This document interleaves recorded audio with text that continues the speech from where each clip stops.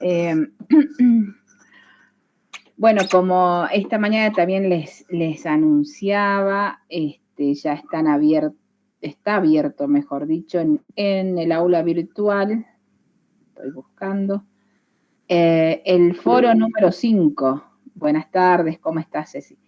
Les pido así que dejen la asistencia ahí en el chat con tiempo para poder registrarla. Recuerden que si bien no son obligatorias, la participación forma parte del análisis del proceso, ¿no es cierto? Entonces, si por allí llegara a faltar alguna situación, siempre contamos los profes que ustedes hayan podido participar y que hayan estado presentes en los encuentros, como positivo. Bueno, les decía que está el foro número 5 abierto en el aula virtual. ¿Lo vieron? No, profesora, recién lo estoy viendo el quinto. Bien. Bueno, este foro tiene uno de los 3 documentos que analizamos para esta última etapa que va desde el 2000 hacia el 2025.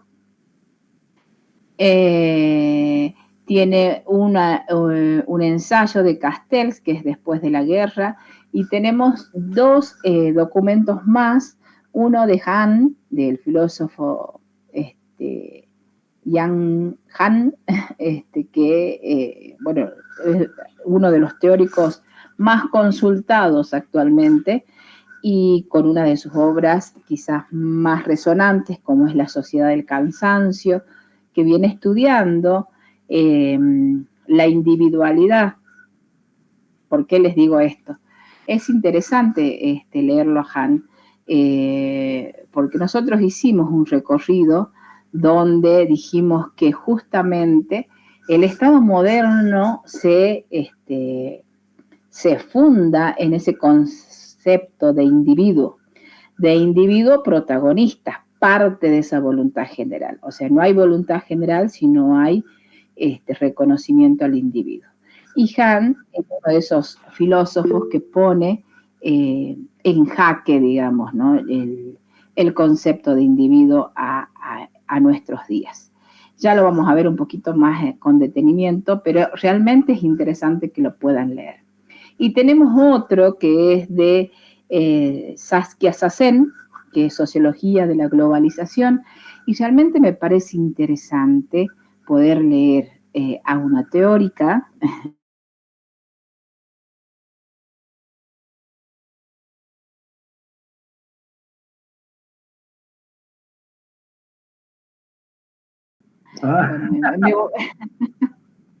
acá estoy. Bueno, me pasó lo mismo a la mañana. No sé, supongo que soy yo. Ahora vamos a ver cuando estos desafíos tecnológicos, algo aprieto que me escapo de la reunión.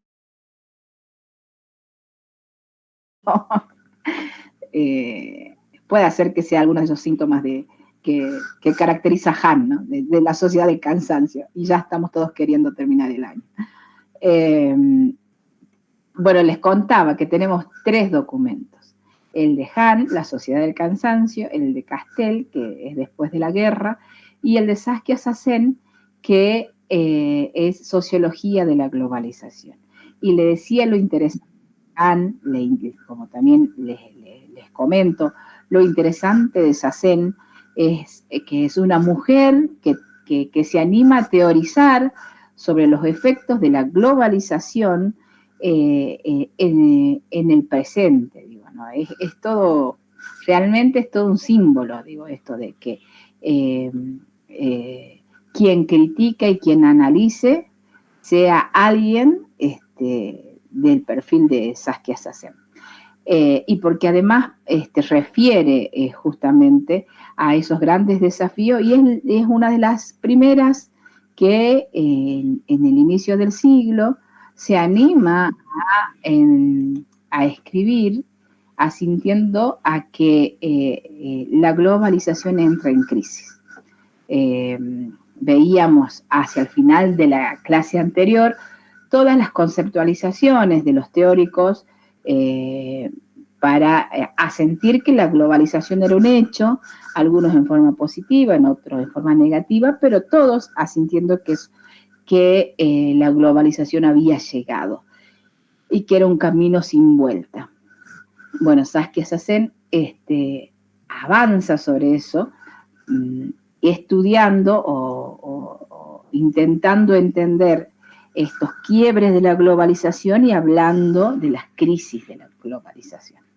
Bien, bueno, y con el texto de Castells tenemos el foro, ¿sí? Castells que, bueno, también a alguien que intenta poder analizar las respuestas posibles frente a estas cuestiones de la globalización y de los desafíos actuales. Después de la guerra, podríamos decir que es una esperanza crítica, ¿sí? Porque si bien habla de ese paso luego de la pandemia y lo compara la pandemia o la pospandemia con una posguerra, digamos, no habla exclusivamente del desafío económico, ¿sí? Sino que habla de la oportunidad de redefinir cultura, de disponer una lista de prioridades, de reencontrar esa relación con la tierra. Todos, ya lo vamos a ver, todos problemas que están como muy involucrados en lo que Saskia Sassen dice a la hora de conceptualizar crisis de la globalización, y que Han también cuando habla de quiebre del concepto de individuo.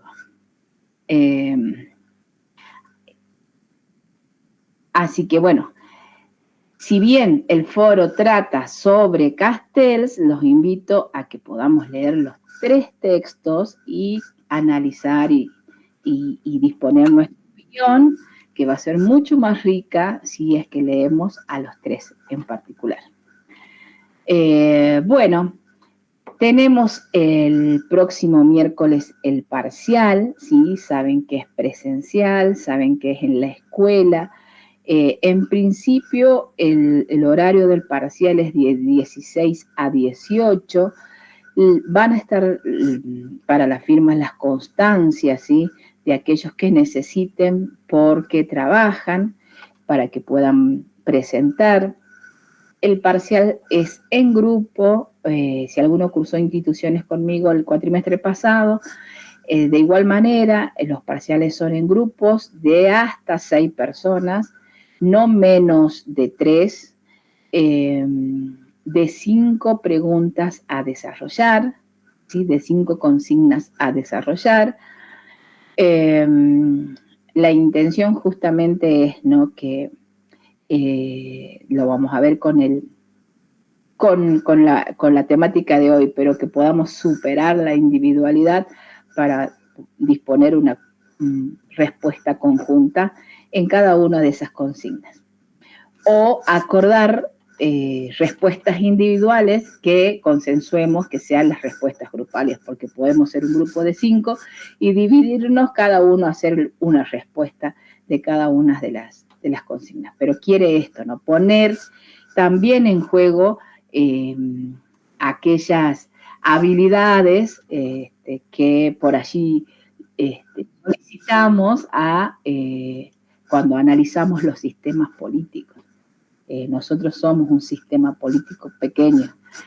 A ver cómo resolvemos esta situación. Seguro que bien, porque el objetivo es justamente ese, ¿no? El 7 para la promoción. Así que, bueno, eso el miércoles que viene. Y el próximo miércoles tenemos el recuperatorio para aquellos que no se hayan podido presentar en parcial o hayan desaprobado y lo pueden hacer en las mismas condiciones y con los mismos derechos. De igual manera, son 5 consignas a desarrollar a través del aula virtual, ¿sí? Tienen un tiempo para desarrollarla y luego subir el trabajo. Si bien el parcial está estipulado desde las 8 de la mañana hasta las 17, que es el horario de nuestra comisión cuando termina, cuando ustedes abran la tarea para realizar, van a tener un tiempo para hacerla y devolverla. Bien. ¿Alguna consulta? Ninguna. Sí, profesora. No sé. A ver. ¿Desde qué unidad son las que se va a tocar en el parcial? Solo eje 3. Solamente eje 3. Con toda su bibliografía, que tiene que ver más con un análisis de los contextos históricos, ¿sí? Pero solamente eje 3.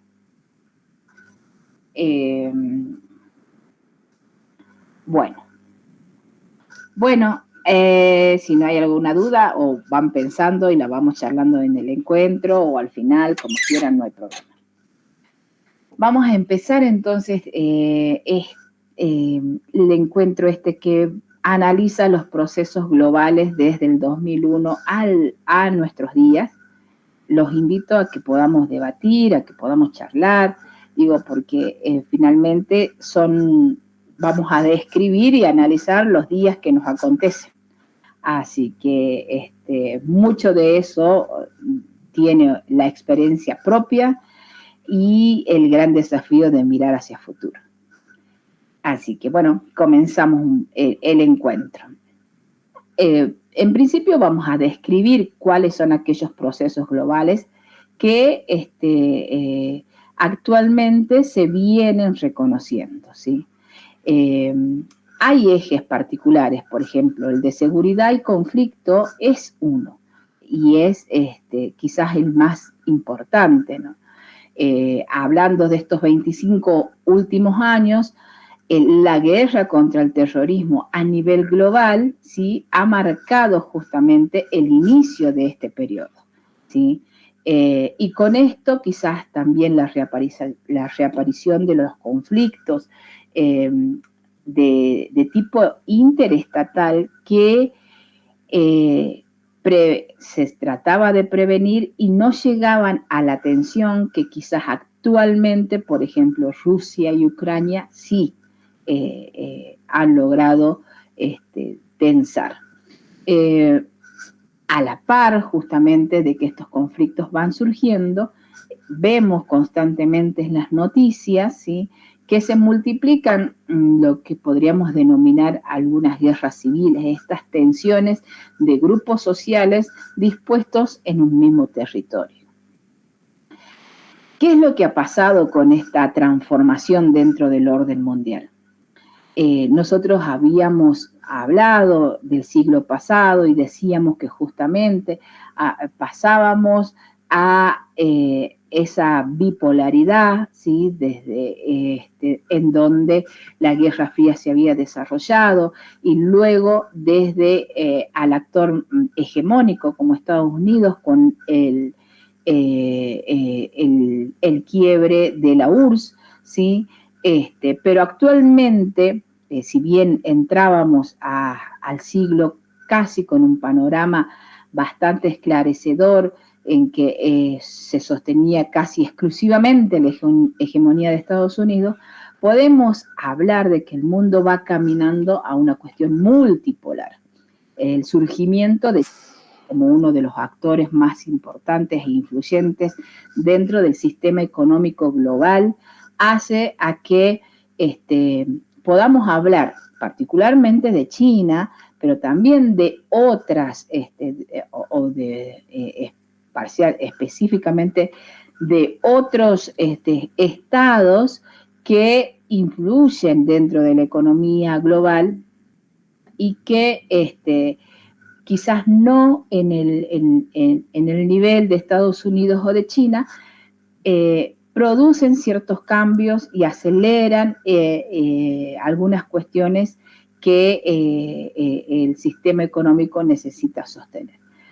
Hablamos por allí de los que entendemos como esos países emergentes, ¿no?, que forman el BRICS, de China, de India, de Rusia, de Brasil, o de, actualmente se dice BRICS y ya no BRIC, porque se entiende que el cono sur, que Sudamérica, es un contexto que puede sumarse, o que siempre está intentando y que tiene ciertas situaciones que puedan sumarse a ese escenario. Obviamente, esta forma de transformación global hace justamente que exista mayor rivalidad estratégica, sobre todo en lo económico y en lo comercial. Cuestiones que van justamente caracterizando a esta etapa de lo que nosotros veníamos estudiando como globalización. Y en eso hay algunos ejemplos recientes. Dos crisis económicas muy fuertes en estos últimos 25 años. Económicas y sociales, porque en realidad hablamos de la crisis del 2008, esa crisis financiera, que en realidad fue global, más allá del quiebre de algunos bancos, que tiene que ver justamente con esa posibilidad de las multinacionales de asentarse en potencias económicas y llevar su costado de producción a otros países en este escenario de globalización como India, en donde los costos de producción son muy bajos y esto resulta un nivel de ganancias ilimitados para la multinacional. En el 2008 justamente hace a que ese sistema entre en crisis y exista una situación de crisis financiera a nivel global. La otra crisis es justamente la crisis de la pandemia, que influye en lo económico, lo social, lo político, la del 2020, ¿sí? Y en consecuencia de ambas, podemos quizás reconocer también un proceso de inflación global constante que viene al mundo acechando como no lo hizo en ninguna otra época hacia atrás. Estas características se suman a otra que no deja de ser sumamente importante, que es la revolución digital y tecnológica con la que vivimos estos últimos 25 años. Hablamos, obviamente, de que la movilización social y la cuestión de identidad que antes se daba dentro de los territorios, hoy se vive a través de las redes sociales, ¿no es cierto? Y que además suma a ese contexto el desarrollo de la inteligencia artificial. Inteligencia artificial que juega un papel importante porque puede en forma inmediata transformar escenarios. No solamente de... sí, Luis.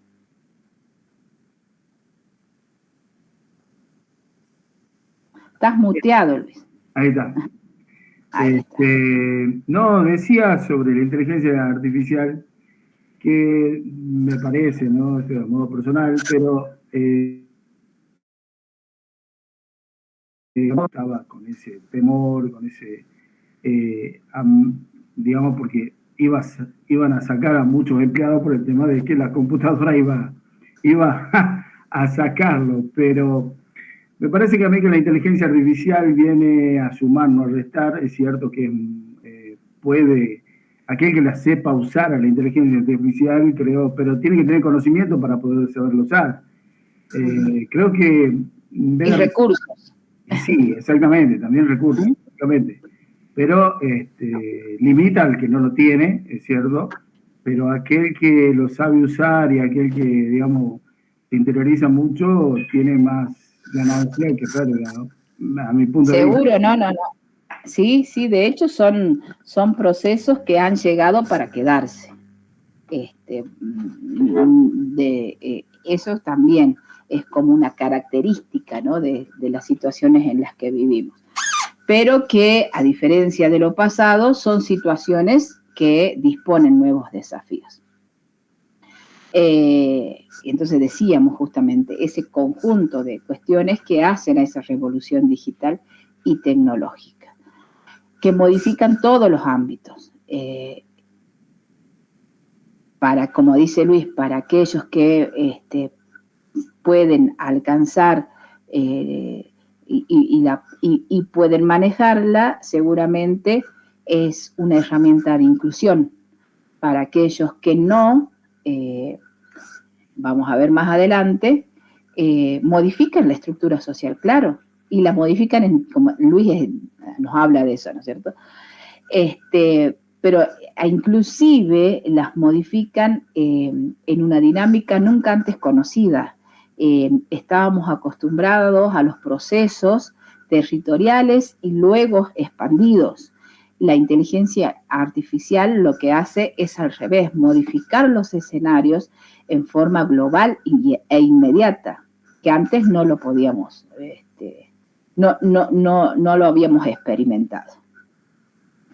De todas maneras también, ¿no?, en contraparte hablamos de movimientos sociales que aún con las características que vamos dando sobre nuestra realidad, sostienen justamente toda una cuestión territorial y de construcción social que tiene características como aquellos movimientos o movilizaciones sociales que se conocieron en el siglo anterior.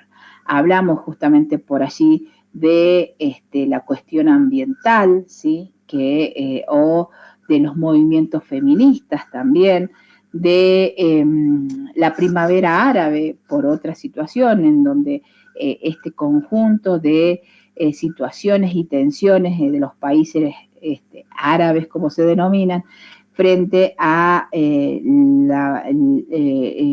la posibilidad de solicitar aperturas democráticas, hacen a que todavía el mundo siga experimentando dinámicas que nos habían acompañado en los siglos anteriores. Sin embargo, sí, hablamos de la crisis de la globalización porque existen causas que no las habíamos visto venir y están haciendo mella en la realidad actual. Hoy, por ejemplo, es casi una cuestión constante y casi hasta natural, quizás los que tienen algunos años como yo, cuando nos hablaban de migraciones masivas, por ejemplo, era una cuestión impensada que gente en forma con fuerza humana se traslade a vivir en búsqueda de nuevos territorios, de continente a continente, digo, ¿no?, de extremo a extremo. Y hoy es una característica de nuestros tiempos y habla justamente de las posibilidades o de las desigualdades que los distintos lugares sostienen. Y quizás estas son las características más resonantes a la hora de poder sostener que la globalización ha encontrado un punto de crisis.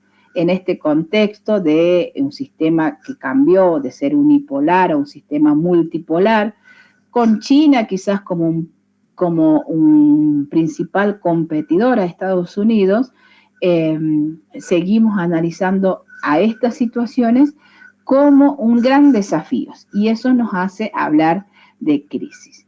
Nosotros venimos estudiando a Hobsbawm a lo largo de lo que es la línea cronológica.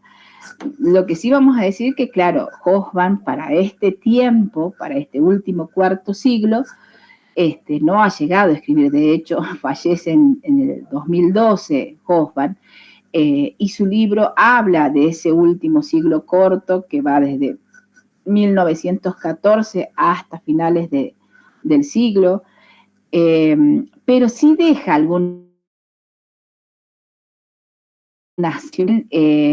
algunos ensayos, algunas entrevistas, por allí si pueden buscar, hay una muy interesante que es Guerra y Paz en el siglo XXI, que a ver, no recuerdo bien, pero creo que es hacia el 2007, que lo consultan a Hobsbawm sobre algunas situaciones que el siglo transcurría, y él da algunas apreciaciones, y es interesante entenderlo porque un hombre que estudió la contemporaneidad y que es parte en este momento, deja algunas ideas desde el estudio que él realiza, ¿no? Hobsbawm va a definir justamente que a partir de 1991, lo decíamos nosotros también, el mundo entra a un periodo sin rumbo, en donde hay ausencia de proyecto político global, en donde se encuentra el predominio inestable inclusive del poder estadounidense.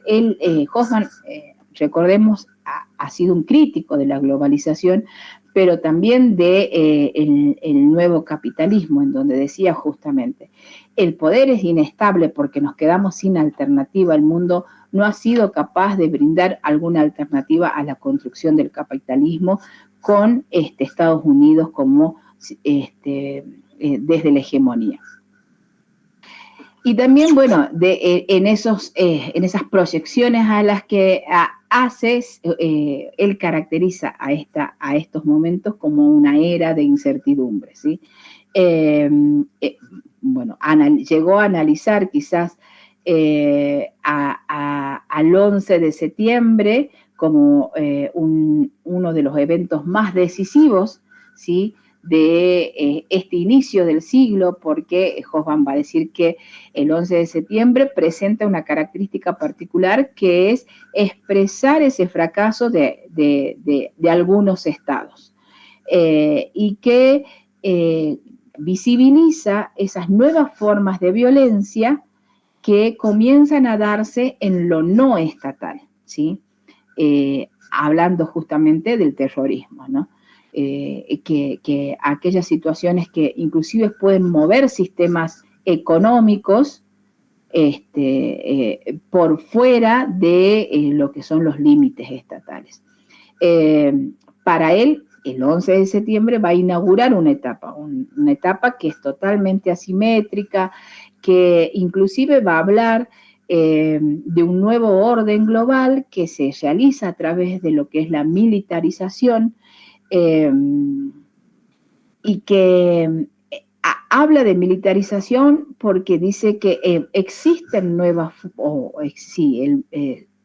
existen fuerzas políticas y económicas que logran supervisar y controlar constantemente la dinámica global, ¿sí?, sin tener que ser reconocidas desde lo que es el Estado Nacional.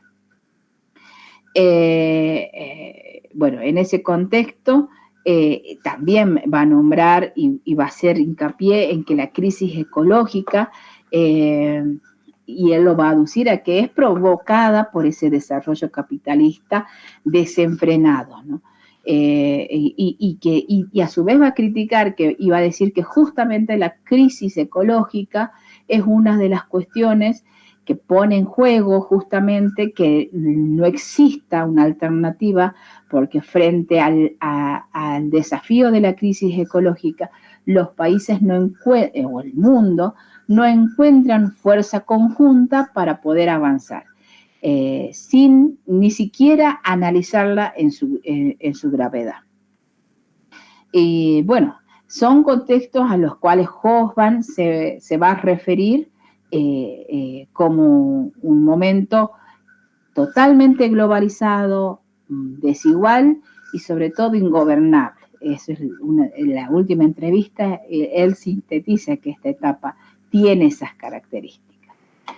Pero sin embargo, bueno, ¿qué pasa cuando entendemos de estas celeridades, de esta magnitud de los cambios, de todas estas dimensiones que atraviesan ese proceso de globalización. De hecho, podemos coincidir que causa incertidumbre, que genera ineludiblemente que nos preguntemos nosotros contemporáneos qué transformaciones nos están ocurriendo y cómo están incidiendo en nuestras vidas.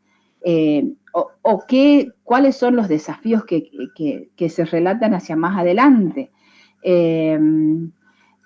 Y cómo inciden quizás, ¿no?, en estas cuestiones globales. Inclusive, si nos preguntamos cómo vivimos o si vivimos como queremos, que son situaciones a las cuales como individuos nos atraviesa esta contemporaneidad. Que intentamos responderlas y tratar de contribuir. Y quizás cayendo nuevamente en esos conceptos de crisis. No todo tiene que ver con cuestiones de crisis.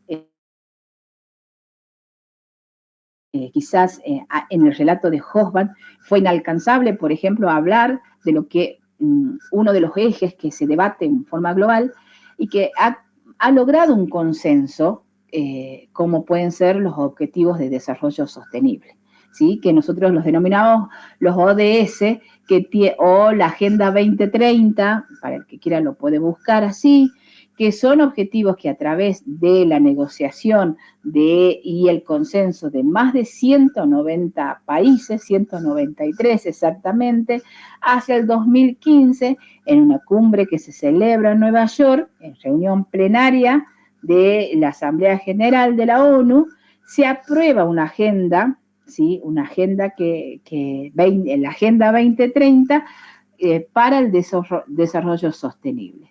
Y dentro de esa agenda se estipula los Objetivos de Desarrollo Sostenible, que son una iniciativa para dar continuidad a las otras agendas que los países que se comprometen puedan desarrollar. Esta agenda cuenta de 17 objetivos y más de 160 metas, algunos quizás la conocen, pero es justamente un hito en el camino de estos 25 años frente a la contemporaneidad, que hace a que cualquier situación de proyección, de análisis, política, social, económica, ambiental, deba ser analizada sobre estos puntos, sobre estos 17 objetivos que se dispone a través de lo que es la Agenda 2030. Entre ellos, para los que no conocen la agenda, está justamente poner fin a la pobreza en todas sus formas en todo el mundo, poner fin al hambre, lograr la seguridad alimentaria, mejorar la nutrición, garantizar una vida sana y promover el bienestar, garantizar una educación inclusiva, garantizar el acceso a una energía asequible, reducir obviamente las desigualdades entre los países y bueno, tiene una serie de objetivos que, bueno, el tema del medio ambiente está planteado obviamente dentro de lo que son estos objetivos. Son objetivos que para concretarse requieren nada menos que de una transformación de todos los sistemas. Es un gran desafío y es un gran consenso, como no se daba hace mucho tiempo para lo que es la realidad global, ¿sí? Porque poder llevar a cabo estos objetivos que tienen su primer balance general, como lo dice el título, Agenda 2030, necesita de la transformación de los sistemas financieros, de los sistemas económicos, de los sistemas políticos que rigen hoy en nuestras sociedades, porque se necesita garantizar estos derechos. Los objetivos aspiran a esa voluntad general, a esa voluntad política, quizás muy ambiciosa, porque finalmente al día de hoy ya se pueden advertir que hay situaciones en esos objetivos que son insalvables, que ya no los vamos a poder cumplir. Algunas de ellas las podemos leer, por ejemplo, en el informe de desarrollo humano, ¿sí? Que cada 2 años el PNUD, que es un programa de la ONU, propone, evaluando justamente ese indicador, y hay ciertas situaciones. El último informe de desarrollo humano nos habla de algunos hallazgos particulares. El primero es que, al igual que se dio en el informe anterior, que tenía previsto analizar esa cuestión de pospandemia, ¿sí? También va a decir que existe una caída inevitable del indicador de desarrollo humano, que tiene un declive particular en el proceso de la pandemia, pero que no logra recuperarse y mucho menos alcanzar la trayectoria de desarrollo humano que el mundo venía sosteniendo hasta el 2019. Habla obviamente de que aunque algunos países hayan avanzado y se hayan recuperado, en realidad otros se han vuelto mucho más vulnerables y que esos niveles de crecimiento no se han vuelto a dar y que esto intensifica esa gran desigualdad de desarrollo a nivel global. Hay algunas cuestiones que este informe va a hacer referencia, sin embargo, por ejemplo, para algunas implicancias de lo que es la cuestión a nivel regional o local, habla de que quizás América Latina puede sostener algunos promedios nacionales particulares, pero lo que no puede es cerrar brechas internas y que eso limita el desarrollo humano porque finalmente ya se establecen como norma la desigualdad. Además está decir quizás que hacia antes de la pandemia ya el mundo sostenía más de 1.000 millones de personas que en más de 100 países vivían en lo que se denomina pobreza multidimensional. Y que esto justamente va de la mano de esas crisis de globalización, porque de hecho sume a los individuos, y hay un indicador que 6 personas de cada 7 se sienten más inseguros en muchos aspectos de su vida. Y en realidad, claro que estas incertidumbres están estructuradas en estos desafíos y en estas cuestiones a las cuales nosotros venimos desarrollando. Sin embargo, también digo, desde estos indicadores existe un llamado de atención particular para lo que es la realidad de las mujeres. Las mujeres que, como los veníamos describiendo, es un sector social que dentro de lo que es el siglo anterior había participado de forma masiva y casi obligatoria en algún momento de posguerra a todos los ámbitos, inclusive el de producción, que le era casi, o le era muy restringido, pero nunca había superado ciertos indicadores, ciertas brechas dentro de los ámbitos, ¿sí? Las desigualdades entre el varón y la mujer en el ámbito de la educación, en el ámbito del trabajo, aún con su participación en el ámbito de la política, digo, inclusive también, han sido brechas que el sistema no había podido saldar y que esta crisis global actualmente las fortalece. y si existiera, o si como lo existe, uno de los objetivos, poder encontrar la igualdad de oportunidades, ya es una situación realmente compleja, porque está dispuesta la mujer con ciertas vulnerabilidades que arrastraba, más las que ya les ofrece la globalización, quedando muchas veces fuera de los espacios a los cuales se había conquistado. Y la pandemia fue uno que lo ayudó a profundizar. Hay datos reales que la pandemia lo que propició es que aquellas mujeres que habían iniciado poder ingresar a los sistemas de trabajo blanqueados, en un gran índice debieron dejarlos para poder atender las tareas de cuidado y volver a un sistema laboral informal del cual no se han podido recuperar. Bueno, son situaciones que nos hacen pensar en estas cuestiones generales que nos atraviesan dentro de lo que es la globalización. Claro que entendemos a la globalización como aquel proceso, podríamos decir, polisémico, ¿sí? Porque al analizar a los teóricos que vimos, coincidíamos que es una construcción sociohistórica, que es una construcción discursiva, ¿sí?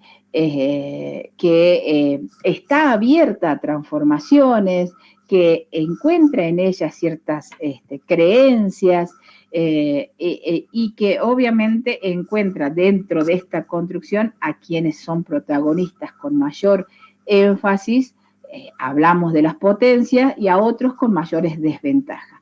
Esto tiene que ver con esa cuestión de concepto polisémico, ¿sí? Lo vemos de distintos puntos. Pero también haciendo esta alusión, por ejemplo, Francis Fukuyama nos hablaba de que era la gran alternativa a haber alcanzado la globalización a través de la construcción de una democracia liberal. Y lo que se describía como un estado civilizatorio en evolución, podríamos decir, ¿sí? Como un destino ineluctable, como un proceso histórico, como una cuestión dinámica, lineal, ¿sí? Hoy muestra estas luchas de poder económico, social, cultural, científico, tecnológico, que expresa las grandes desigualdades.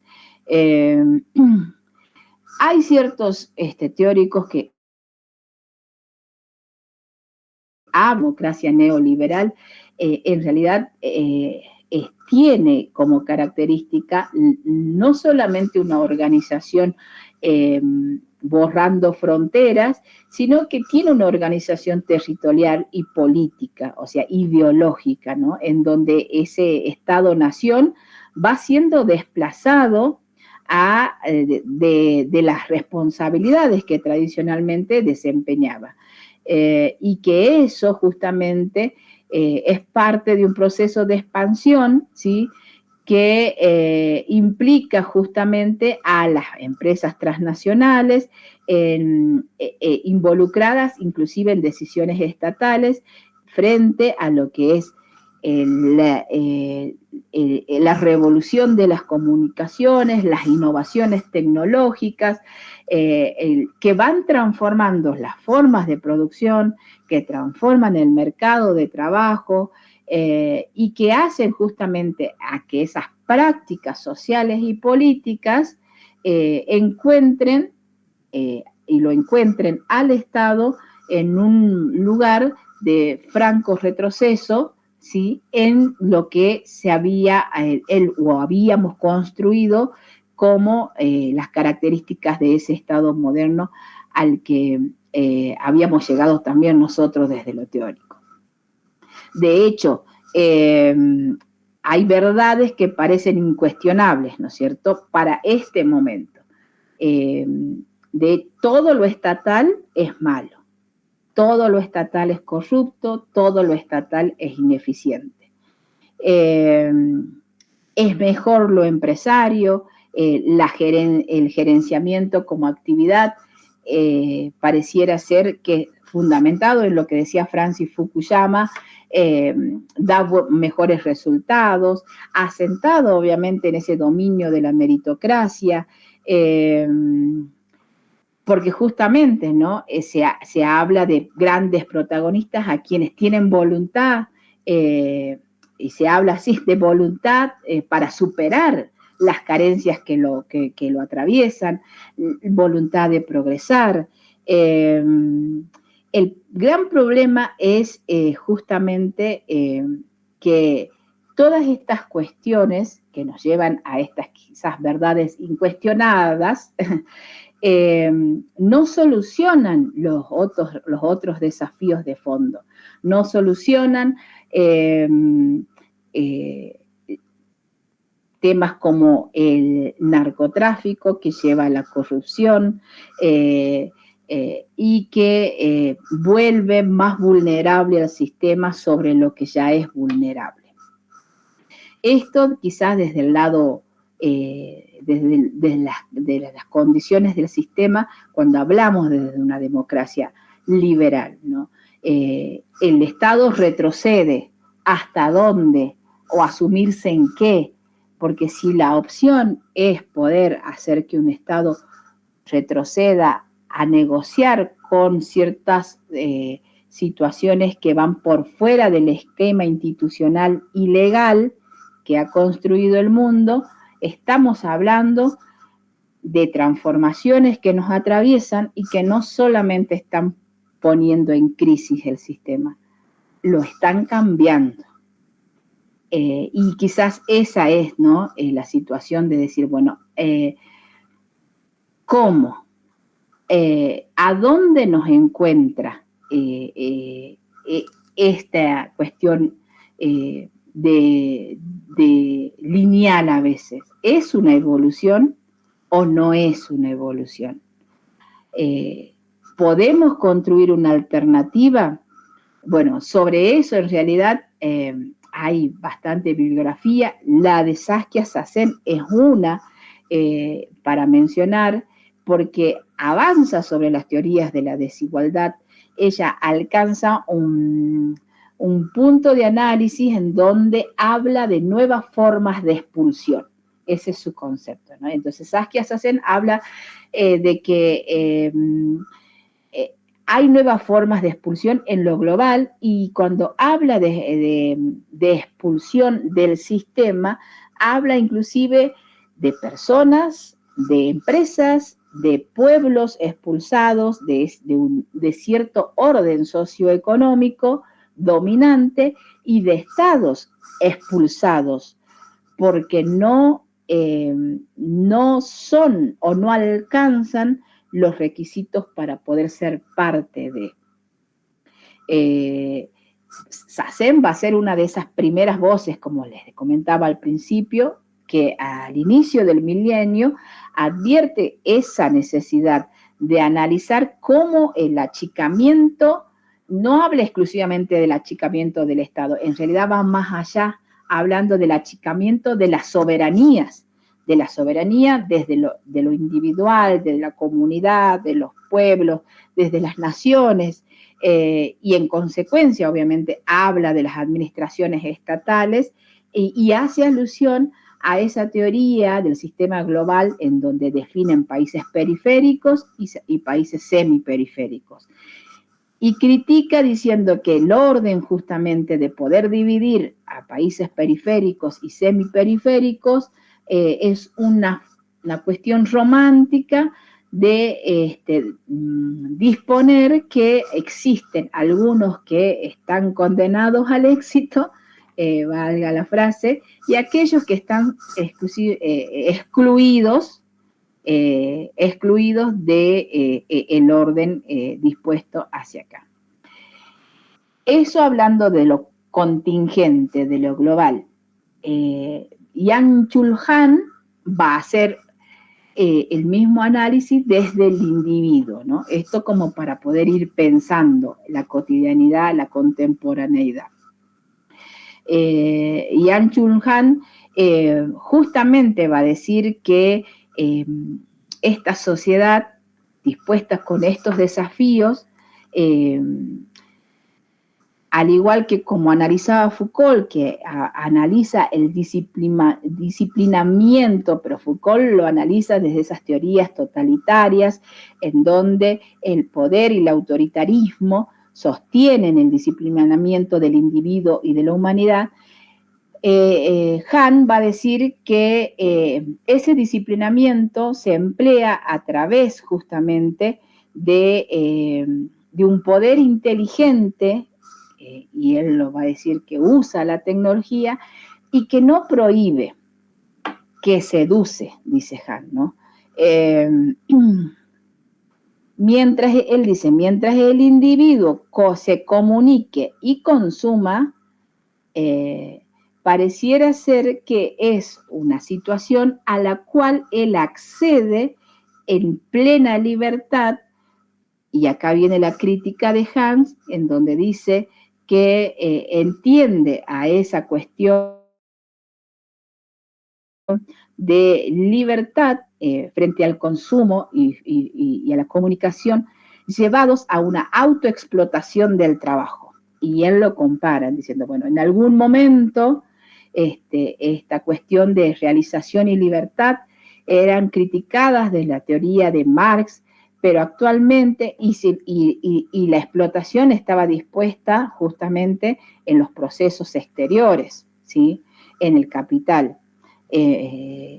Hahn va a hacer esa crítica a que es el individuo el que se autoexplota, y que prueba de ello existen todas estas situaciones en donde, y quizás complete el análisis de Hahn, otro pensador que es Harari. No tenemos en él bibliografía de él en el módulo, pero si quieren leer algunos de los libros realmente interesantes, porque Harari va a decir que justamente se va dejando al individuo de lado, y de la mano en que el individuo se acostumbra a dejarse y de autoexplotarse, se va desconectando de su propia conciencia.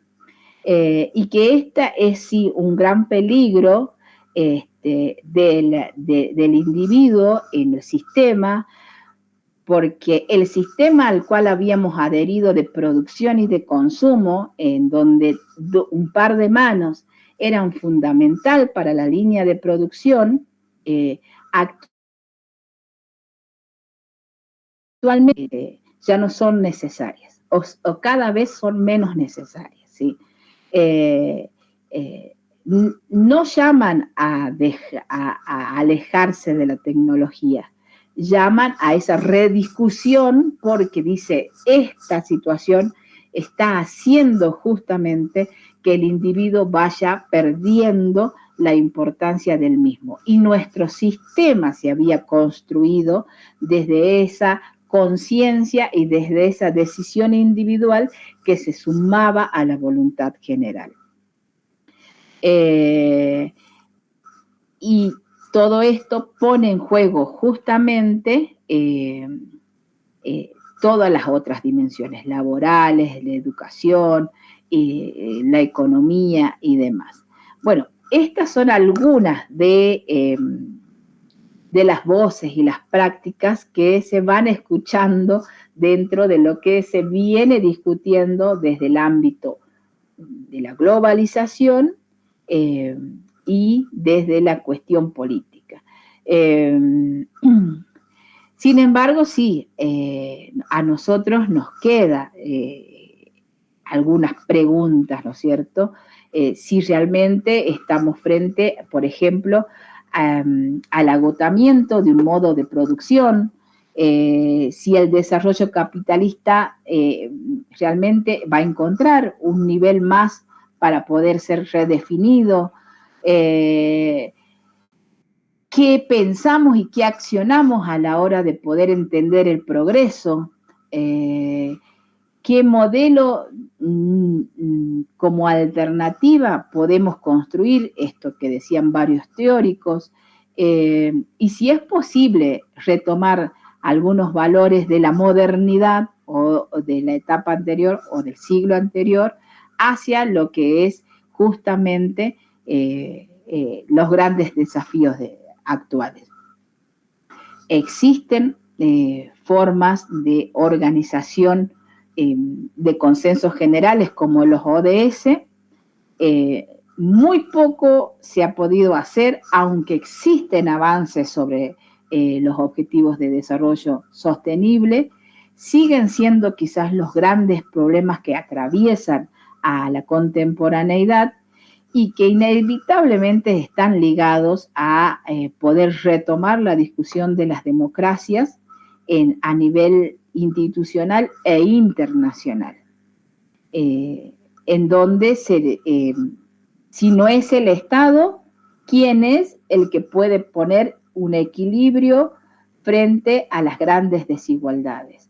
Mientras tanto, si no, los informes de desarrollo humano van a seguir sosteniendo esta gran disparidad que cada vez encuentra mayor brecha entre aquellos que detentan el poder y son parte de la estructura, aquellos que cada vez, como dice Sasha Sassen, mejor dicho, van siendo excluidos del mismo. Esa es el gran interrogante, pero también es el gran interrogante a que nosotros podamos resumirlo o a entenderlo en el foro que nos convoca, en el quinto foro que nos convoca. Nosotros vamos a dejar acá, quería justamente expresarles cierto análisis de los días contemporáneos en una forma más concreta, concisa, en donde nos quedan más interrogantes que respuestas seguramente, pero bueno, no es solamente el gran desafío individual, sino el gran desafío de quienes queremos profesionalizar la ciencia política como una ciencia que se suma al debate democrático y al debate de la construcción de nuestros días. Seguramente entre ustedes va a haber muchos que lo puedan analizar y proponer alternativas que en lo consecuente podamos acompañar, sean aquellas pequeñas o sean aquellas generales, que nos sirvan al crecimiento de la carrera y al crecimiento de lo colectivo. Obviamente, el análisis tiene que ver con una cuestión general, sin tener casi descriptiva, en donde, en donde he tratado de que prime la cuestión más concreta posible. Ahora sí, por así, si alguno quiere expresar alguna idea, también es válida.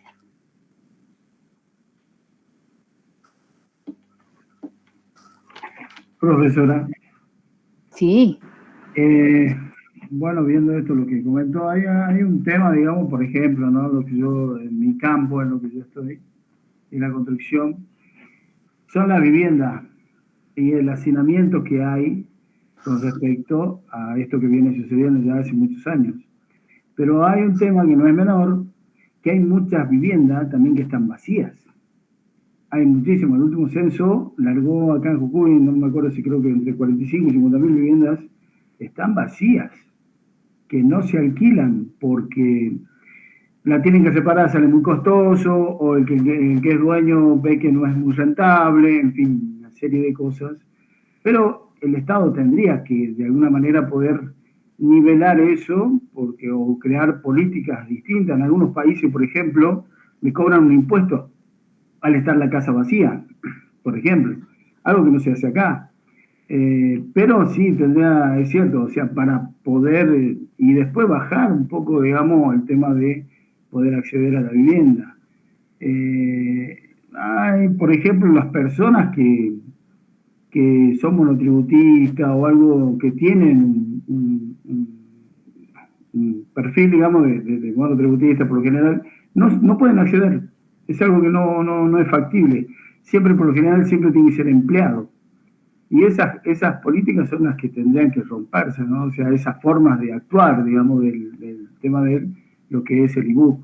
Para, como dicen ahí, que 2030 tenemos que sacar lo que es la pobreza, pero bueno, este también sería parte, ¿no? De hacer estas políticas más, que todos puedan acceder a eso.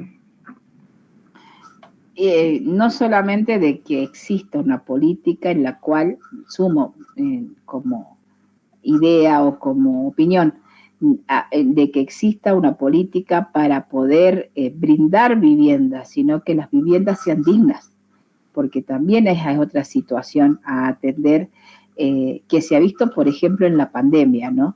En el encierro, la convivencia y de situaciones estructurales, hablamos de la vivienda, no dispuestas a la dignidad de la persona y su actividad diaria,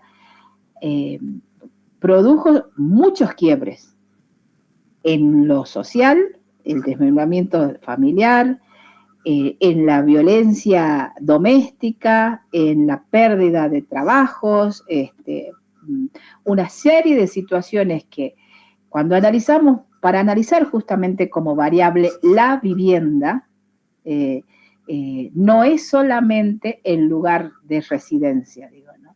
En ese contexto se desarrollan y se fortalecen y se construyen muchas otras variables que la persona dispone en forma cotidiana.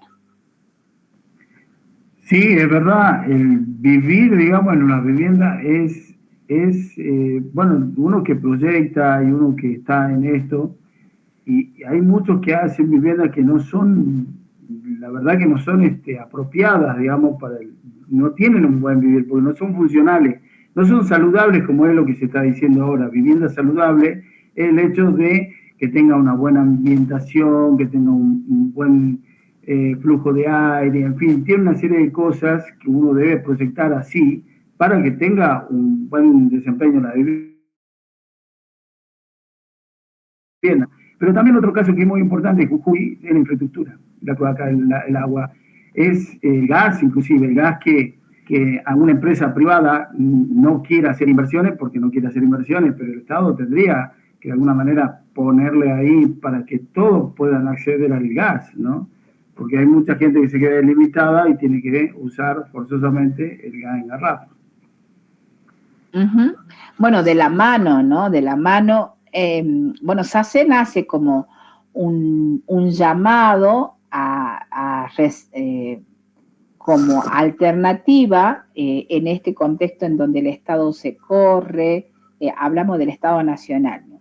Del Estado Nacional se corre y lo territorial queda quizás desmembrado, hace un llamado a la importancia de las ciudades y en todos los aspectos, desde lo económico, social, político, ambiental, se hace también un llamado especial a las ciudades, porque ella lo teoriza, pero en realidad tiene que ver con entender que son territorios estratégicos en donde realmente se pueda materializar una alternativa a la globalización.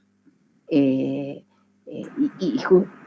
habla, ¿no?, de esto, de encontrar funciones que fortalezcan a las ciudades para poder desarrollar mayores igualdades. Pero, profe, también esto es importante, ¿no? Lo que usted mencionó de lo que en la actualidad existe y formamos parte de los bloques económicos, porque creo que eso también, o sea, es importante para las relaciones diplomáticas, para la ayuda y la cooperación internacional, es muy importante y fundamental, pero aquí bien, como mencionaba el compañero Luis, también por estar capaz poniendo foco en cuestiones más internacionales, por así decirlo, nos olvidamos de estas cosas centrales en cada uno de los países y las necesidades básicas de cada uno de los países a nivel internacional. Digo, nosotros acá en Argentina, como bien él dice, y precisamente en Jujuy, tenemos muchos problemas de vivienda, de escasez de las mismas. Quizás en otros países hay escasez de agua, nosotros la tenemos. Entonces digo, por estar capaz poniendo el foco a lo internacional, no nos fijamos puntualmente en qué debería hacer hincapié cada uno de los estados o en cada una de estas reuniones como el G7, el G20, cuando se reúnen, digamos, los distintos bloques económicos, en qué se debe hacer hincapié para satisfacer de alguna manera a nivel global las necesidades más básicas de cada lugar. Sí, hablamos de una reconfiguración del Estado. Claro. Si hablamos en forma positiva, muchos teóricos ya podríamos decir que tiraron la toalla en decir que el retiro del Estado es inevitable. Sí. Otros hablan justamente de una reconfiguración, en donde lo que dice Sacén o lo que digan algunos otros autores que hablan de que no existe, si bien se percibe una pérdida de la soberanía, es una transformación y que necesita una respuesta de reconfiguración de Estado, que también habrá que definirla, lo que vos decís, Camila. ¿Cómo? Sí. ¿Cómo reconfiguramos ese Estado? Porque no está mal la parte de cooperación internacional, de hecho, si no habría cooperación mutua entre los países y las naciones, no podríamos claramente ser el mundo que somos, ni tener todas las ayudas que tenemos, pero por ahí el hecho de que se pierde el foco de las cosas puntuales, porque por ahí veo y observo que últimamente no se habrán ocurrido algunas catástrofes y demás, y las ciudades no están listas ninguna para ese tipo de cosas. Entonces después hay, no sé, hay un tsunami, yo sé, entiendo que son cosas de la naturaleza y demás, pero la infraestructura y demás cosas de ciertos países, y encima, para colmo, ataca a países que son hiper, mega pobres, y que dependen de casi todos nosotros para lograr la ayuda necesaria para renacer o para resurgir como nación. Hablando en un caso ya más catastrófico, digamos, ¿no? Así. Sí, la realidad es cruda. Es cruda en los indicadores, en donde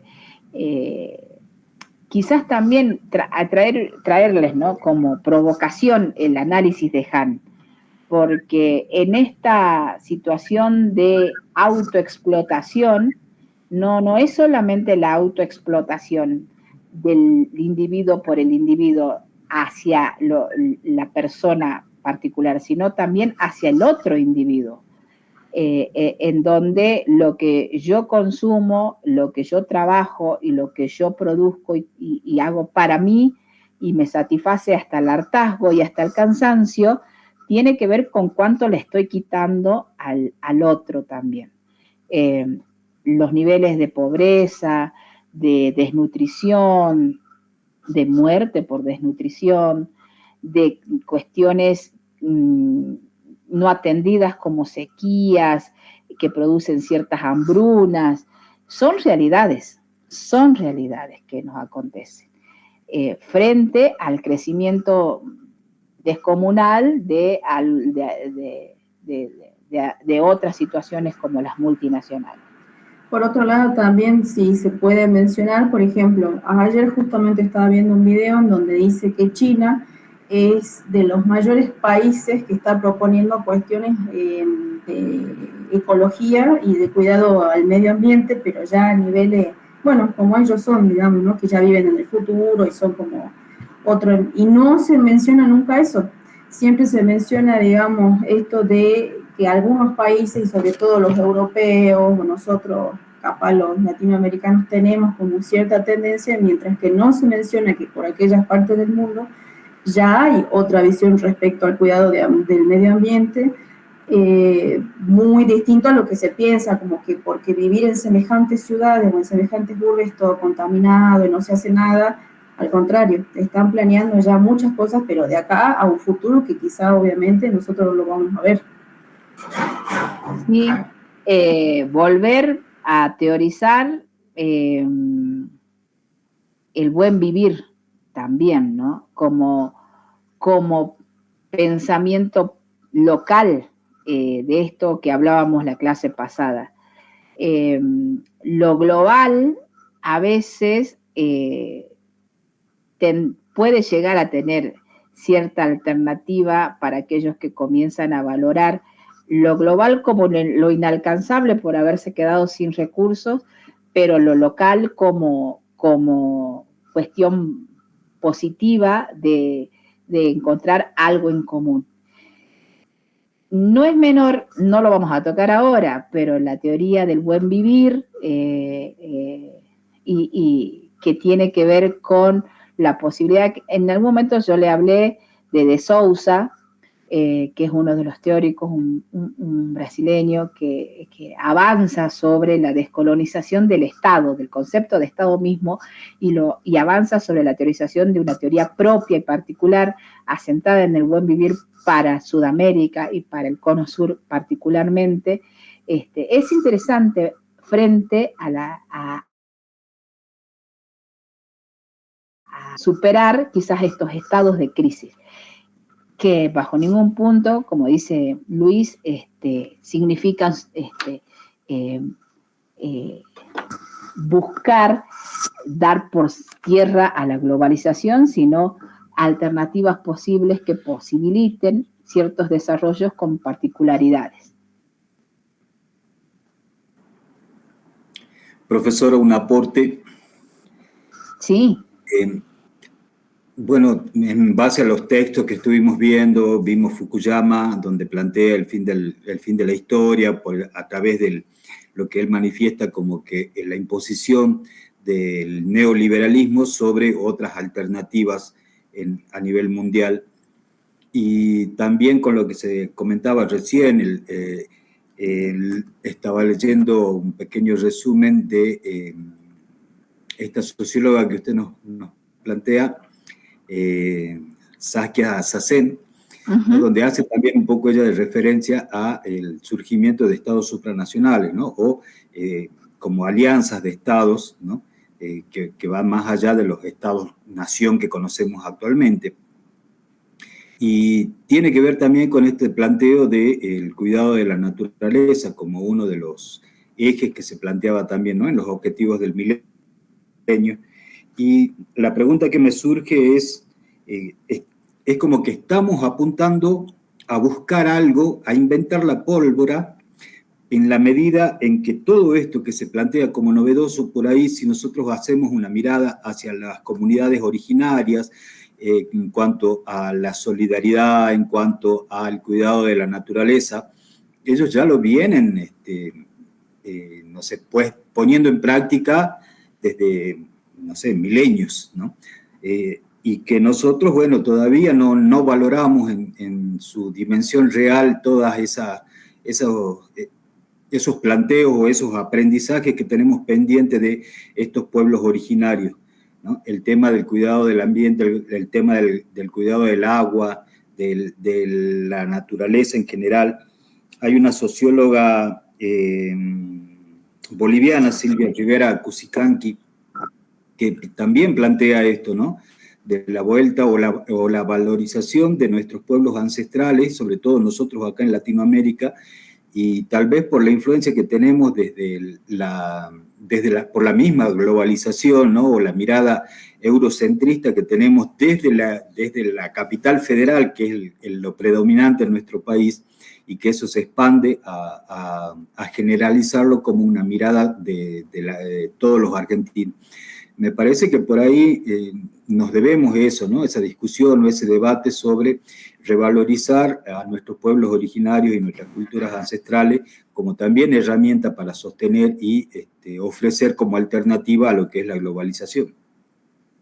Y porque quizás en la discusión en donde la crisis o gran parte de la crisis tiene que ver en poner en juego el concepto de individuo, quiénes somos y qué hacemos, tenga que ver con superar esa teorización muy antropogénica, podríamos decir, ¿no? En donde todo está centrado en el debate del todopoderoso, y volver a una mirada, y de hecho las comunidades o la construcción de sistemas comunitarios surge justamente el superar el concepto individual para poder plasmar una alternativa colectiva.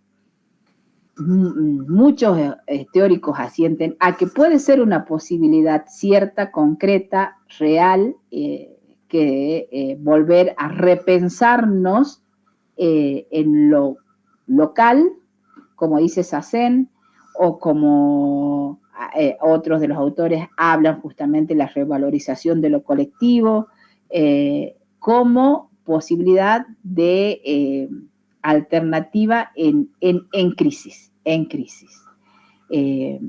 Bueno, eso, ¿no? Los cambios se materializan en lo local y en lo individual, a el momento de crisis.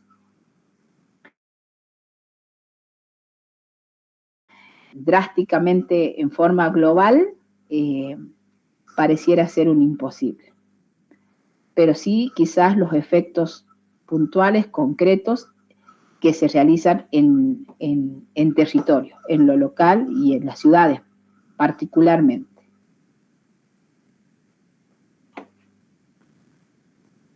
Bien. Bueno, nos vamos a ver el próximo miércoles en el parcial. Ha sido un gusto nuevamente compartir con algunos segundo cuatrimestre. Nos vamos a ver más adelante en la carrera, si Dios quiere.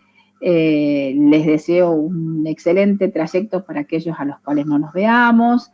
Y bueno, si en algún momento necesitan de alguna situación en la que desde acá podamos colaborar o acompañar, siempre estamos a disposición. Muy bien, profesora, muchas gracias. Gracias, Bueno, profe. A ustedes. Me preguntan si pueden llevar los apuntes. Sí, pueden llevar todos los apuntes en forma digital, en papel, en resúmenes, en el celu, en la compu.